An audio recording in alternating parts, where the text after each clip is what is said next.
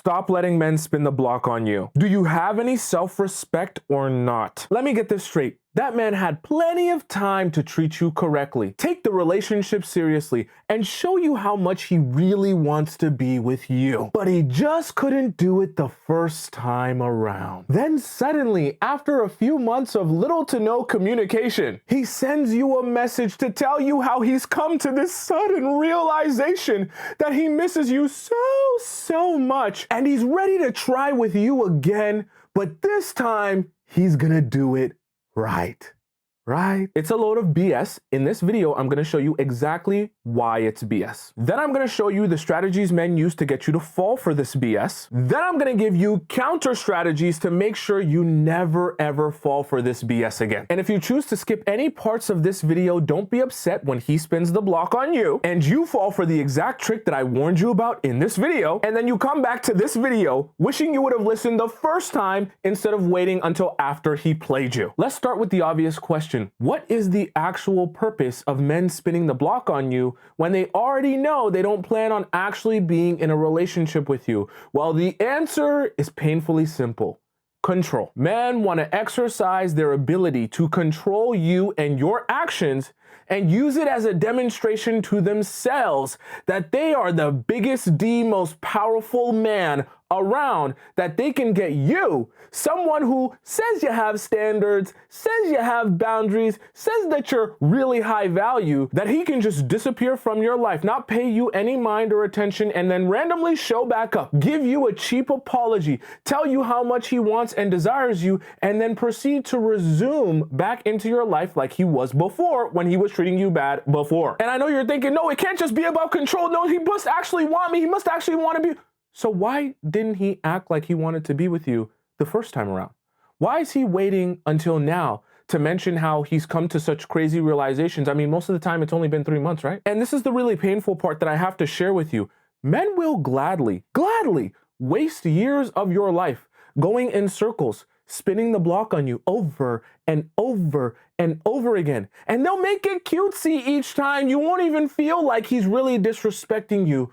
But he is disrespecting you. I have some very exciting but also sad news. My private community to give women their power back in their relationships is now invite only. So unfortunately now you can join my community, but only if you take the assessment first, and the assessment proves based on your answers that you're actually someone that will truly benefit and will be committed to how we go about getting you results in the community. So if you take the assessment in the link in my description or in the pinned comment, it will let you know based on how you answer the assessment if you're even going to be invited into the community. And once you get in, that's where the real work starts. Which is a perfect segue into my next point. You must take this as the disrespect that it is. You cannot feel like, oh, well, maybe he really did in the span of 2 or 3 months come to this massive realization and realize that how he treated me was so wrong and now he should treat me so right. And this time around, it's going to be so different. It's not.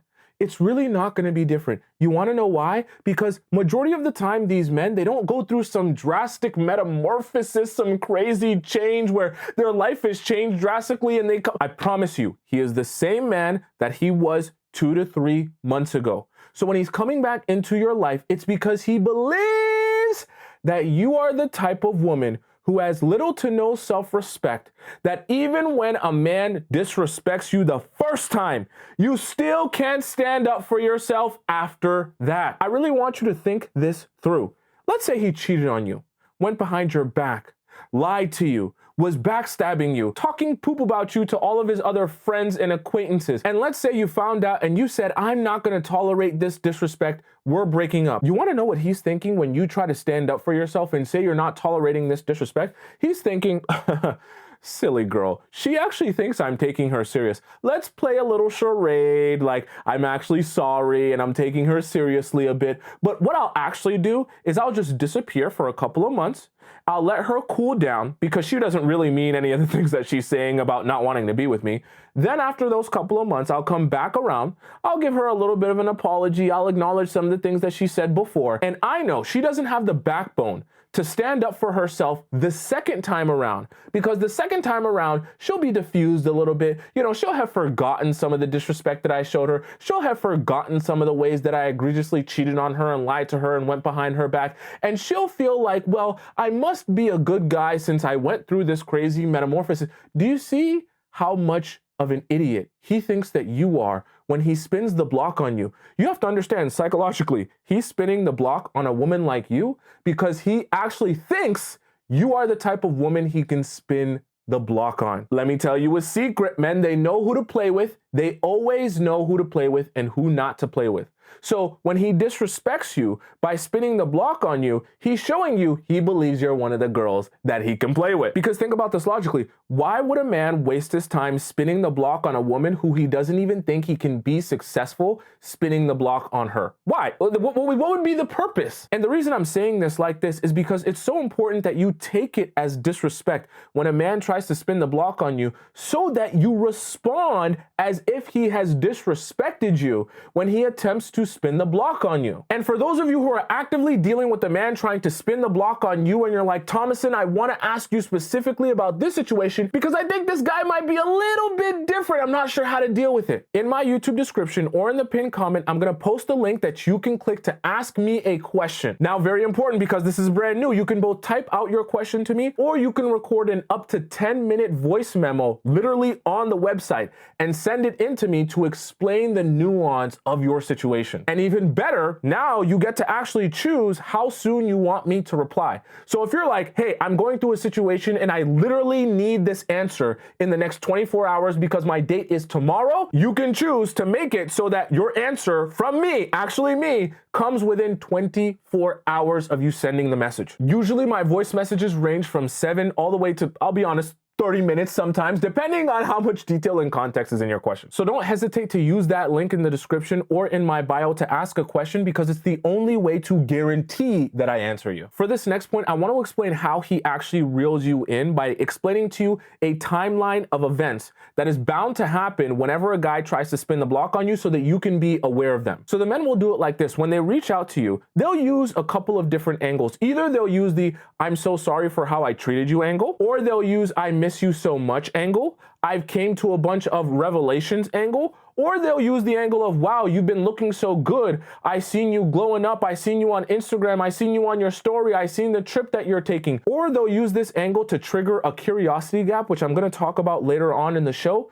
to basically get you to be intrigued enough that you respond, and then he can roll your response into a conversation. Usually they spark this curiosity gap by saying, oh, I have something I want to tell you, or I have something I want to talk to you about. So once he uses that initial reach out to basically trigger a response from you in one of those different angles, once you give him that response, he's going to now say, oh, how are you doing? How have you been? How's your mom? How's your sister? How's your dog? Oh, wow, it's been so long since I've last seen them. That must be crazy. Your life's going good. I see you doing this and I see you doing that. He'll then say, oh, well, actually, so conveniently, like tomorrow, I'm actually gonna be like in your area, like in your town, like literally like right outside your block, like basically on your street, like in front of your house. And I just feel like since I'm like right there, like I'm literally in your neighborhood, it would be a perfect opportunity that maybe if you just stepped outside of your house, you could see me, I could see you, and it could be like a big reunion since, I'm like already in the neighborhood, so it doesn't cost you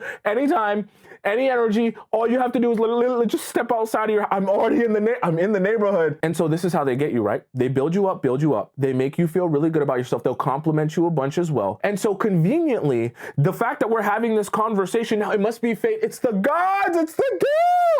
It's the gods raining down from the heavens and communicating to us through the spiritual well-being of our lifestyles and our souls and our connections connecting through the universe, that we should definitely see each other in person, because there's no reason why the universe should have bestowed upon us this great conversation and we don't do anything about it. You know, everything happens for a reason, don't you? And so this is the problem, right? He'll start talking to you like it's fate. It's not fate, but he wants you to believe it's fate. And he wants you to believe there's some sort of, spiritual connection and that's bringing you guys together when it's literally just a plan.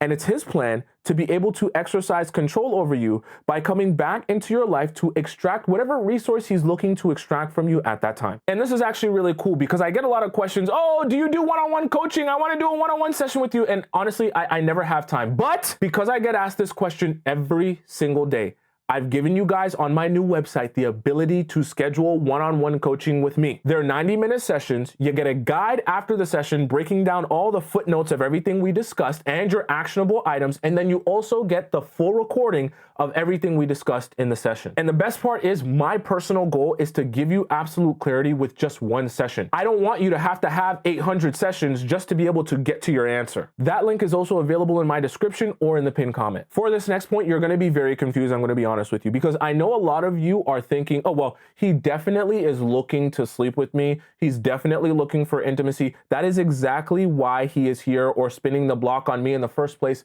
Not always. And not exactly. You have to understand with men, sometimes sleeping with you is not even the goal. I know your mind's gonna be like, what? Like they want other things, so maybe he actually no, it's not about love. What it's really about is the fact that he can still extract the ability to feel good about himself and serve his own ego through you, even if he doesn't actually sleep with you. Let me explain to you how this works. So he'll hit you up and then he'll go through the whole process. Oh, I miss you. It's been so long, we should see each other, right?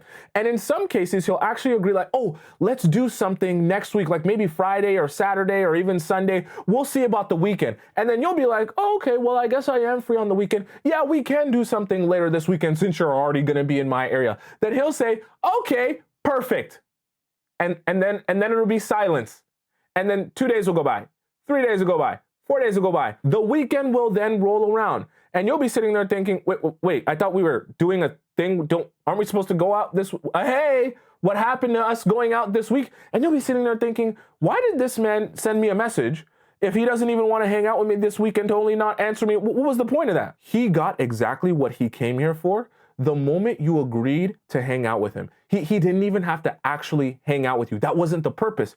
He just wanted to know internally that if I really wanted to hang out with her, I could. And once they know that they can hang out with you, spend time with you, see you again, get back into your life, to them, that's as good as actually sleeping with you. I know it sounds crazy. And I know you're like, but we didn't even actually hang out. We didn't even actually do anything. How can he actually believe that we were gonna do something? I told him I was not gonna do something. I told him we better meet in public. I told him he better not be expecting this or that. It doesn't matter. See, the way a man's mind works, once you respond, that is it.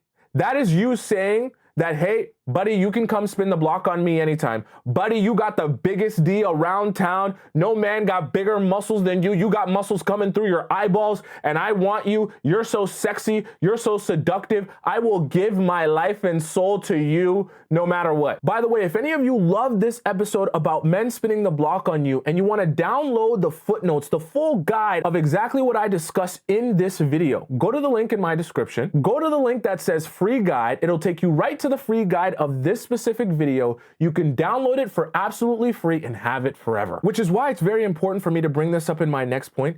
Any response is validation. Never convince yourself that the fact that you're curious is an okay excuse to respond. He will still take it as though you want him and basically as though you slept with him just by you respond. The guys, they just want the response.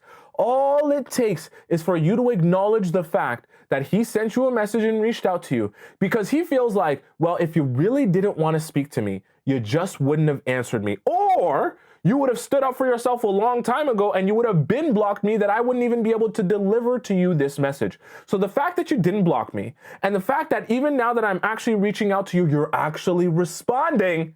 Even if you feel like, well, it's just because of my curiosity, because he asked me a question, I was wondering what he wanted. No, it doesn't matter. You responded, he is validated. So if you don't want to validate him, you can't respond at all, no matter how curious you are. And this is why I want to address this in this next point. Curiosity is really like a gateway drug. See, the fact that he will reach out to you and he'll say, oh, well, I really wanted to tell you something. I really wanted to talk to you about something. I really wanted to mention something that's been on my mind to you. See, he knows that when he says that like that, it's going to make you feel like, huh, what could it possibly be? And here's also the human part of the equation. In your mind, you're feeling like, I wonder if what he wants to tell me is the fact that he treated me poorly and that he's went out into the world and he couldn't find another girl as beautiful as me, as amazing as me, to treat him as good as I was treating him. And basically what you feel like is, I hope that today is the day that he validates everything that I've been thinking about this relationship and how I got the short end of the stick and I was treated unfairly. And I hope he acknowledges all of that and then validates me through this conversation. So it's like when he reaches out and he says, yeah, I've been thinking about some things and I wanted to tell you some things that have been on my mind. You're hoping that the conversation goes in that direction. So your curiosity about whether or not he's actually going to say it, about whether or not he's actually going to admit it, is what prompts you to then reply, because you're like, oh, is this actually the day? Like, is he actually going to validate me? Even if you feel like, well, I wouldn't be with him, I don't actually want to sleep with him, I don't actually want to return back to being in a relationship, but I do want him to validate me. I want him to feel like he actually hurt me. I want him to know that he hurt me. Let me tell you something. It doesn't matter. It doesn't matter how he hurt you. It doesn't matter how many times he hurt you. It doesn't matter the ways that he chose to hurt you. All that matters is that he did what he did, and he must now face the consequences for that. You cannot be thinking about men from a standpoint of, oh, I can't wait to get closure from him when he finally validates me.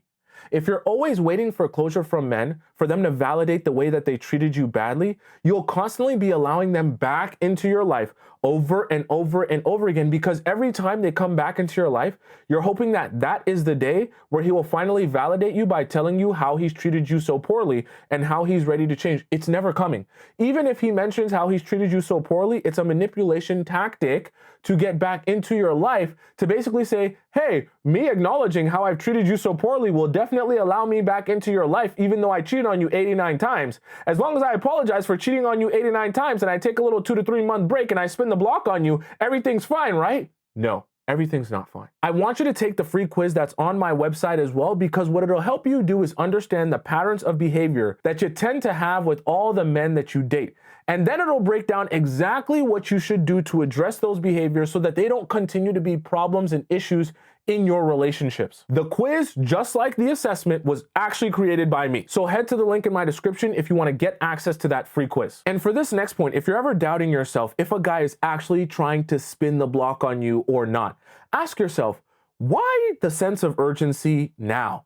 Why not the sense of urgency the first time around when he was able to date me? I mean, maybe he was dating you for 3 months, 4 months, 5 months, a year, but he was not treating you correctly that entire time. How come during that time he didn't realize what a crazy mistake he was making by treating a woman as valuable as you, because clearly he seems to see the value in you now?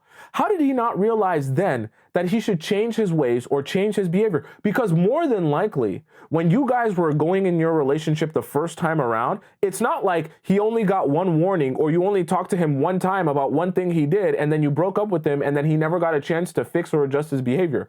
More than likely, what happened was the first time around, you had multiple things that you addressed with him. There was multiple times where he disrespected you. There was multiple times where he had an opportunity to say, you know what?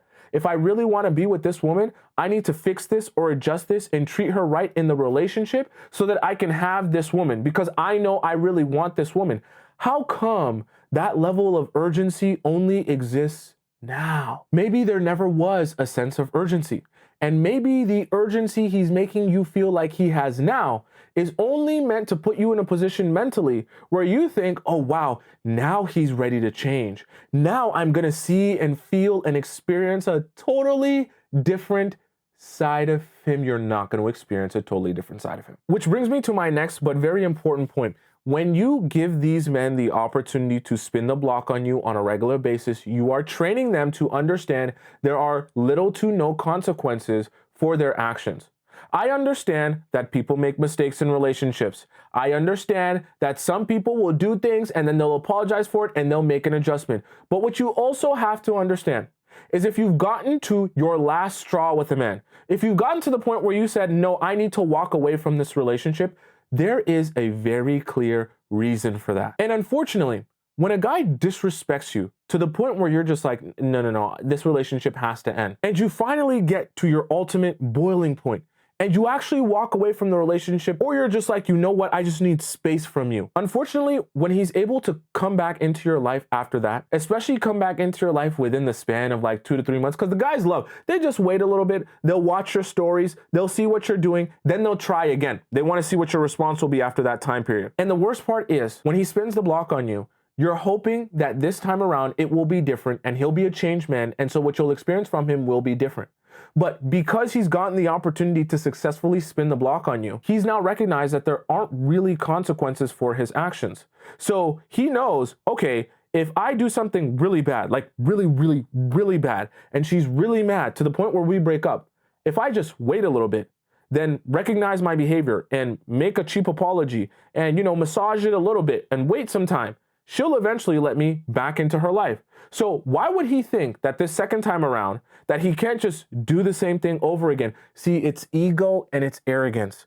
Once a guy realizes his D so big and so amazing and his stroke game is A++, that he can come back from virtually anything, he will always feel like that for the rest of his relationship with you. He will always feel like my D too big for her to resist, my charm too amazing for her to really actually truly walk away from me. This next point is going to be quite painful, but I really want you to consider this. You are essentially a consolation prize when a guy is spinning the block on you. And the reason I want to say that, I'm not trying to hurt your feelings, but I have to be real with you. Think about it like this. Do you think that if that man had a roster of 10 out of 10 baddies with the fattest of fat asses, that he would even be attempting to spin the block on you? Or do you think it's more likely that he's attempting to spin the block on you because he's having a bit of a dry spell and he knows that he's likely to get something out of you, so he's spinning the block on you as opposed to striking out with all the other women that he's striking out with? Get so for real. Majority of the time, these guys aren't spinning the block on you because you're their first and only choice. They're spinning the block on you quite literally because they have no other choices. So they need to get you back into their life so that they can have access to some sort of women. Here's another easy trick that these men will play. They won't tell you they're playing this trick, but I'll tell you how to spot it exactly. So when he tries to reach out to you to spin the block on you, right? He will tell you how much he misses you. He'll tell you how amazing you are. He'll tell you how good you look and how much you're glowing.